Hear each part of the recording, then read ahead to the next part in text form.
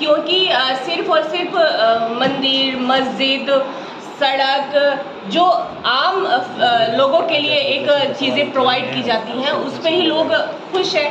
और दूरदर्शन का कोई नाम भी नहीं लेता, चाहे वो विपक्ष में हो या पक्ष में हो। किस आपके द्वारा कराया गया। एक्चुअली मैं भी सच ये बोल रही हूँ कि मुझे ये मेरे भी माइंड में नहीं था, कहीं ना कहीं ये मेरे भी माइंड से स्लिप था।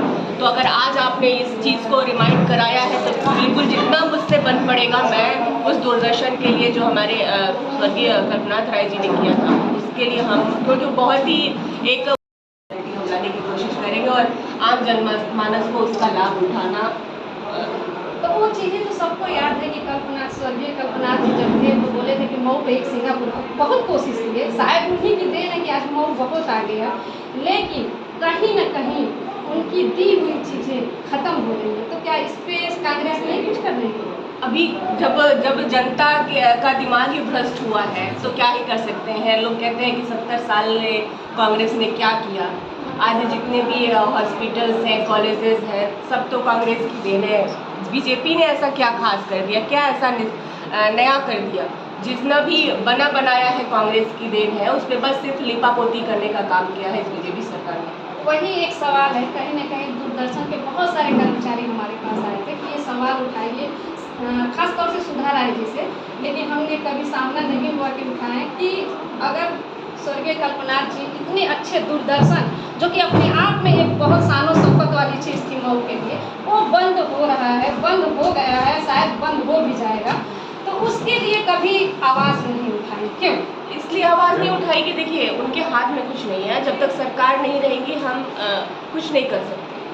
हम जो प्रेजेंट टाइम में सरकार है उससे रिक्वेस्ट ही कर सकते हैं, क्योंकि हम बिल्कुल अपोजिट है, विपक्ष में है ना। हमारी सरकार भी नहीं है, लगभग 30 सालों से हमारी सरकार नहीं है।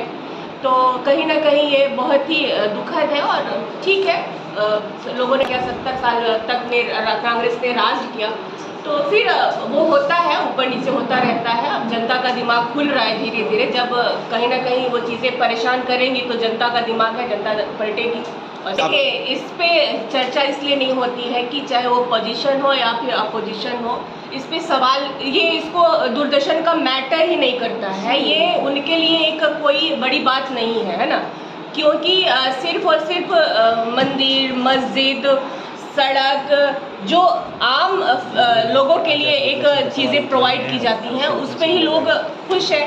और दूरदर्शन का कोई नाम भी नहीं लेता, चाहे वो विपक्ष में हो या पक्ष में हो। लेकिन ऐसा नहीं, कई बार दूरदर्शन से लोग गए थे, सुधा जी के यहाँ भी गए थे, शायद ध्यान नहीं दी होगी या कोई प्रॉब्लम रही होगी, ये नहीं पता, लेकिन आपसे तो रिक्वेस्ट करेंगे कि अगर आपकी सरकार आती है या नहीं भी आती तो आप इसके लिए जरूर सवाल उठाएं, क्योंकि बहुत लोग बेरोजगार हो गए। मुझे अभी ये रिमाइंड आपके द्वारा कराया गया। एक्चुअली मैं भी सच ये बोल रही हूँ कि मुझे ये मेरे भी माइंड में नहीं था, कहीं ना कहीं ये मेरे भी माइंड से स्लिप था।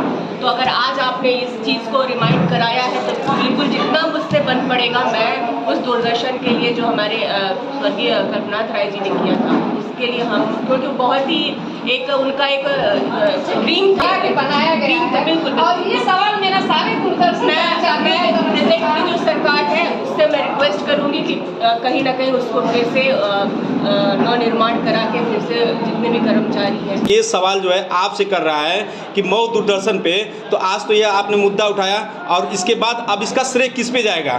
देखिए हमें हमारे जनता को लाभ पहुंचाने का मतलब है। उन कर्मचारियों से जो बेरोजगार हुए हैं उनका परिवार का भरण पोषण उनका किसी भी हाल में हो, वो क्रेडिट मुझे लेने का शौक नहीं है। बस हमारे लोगों का काम हो, क्योंकि अगर हम घर से बाहर निकले हैं तो अपने जनता के लिए निकले, अपने लोगों के लिए निकले हैं। मऊ दूरदर्शन के लिए क्यों नहीं, क्यों सांसद हैं, विधायक हैं, क्यों मऊ दूरदर्शन की बात क्यों नहीं करते? क्योंकि आप भी सवाल नहीं करते हैं, आपकी भी गलती है।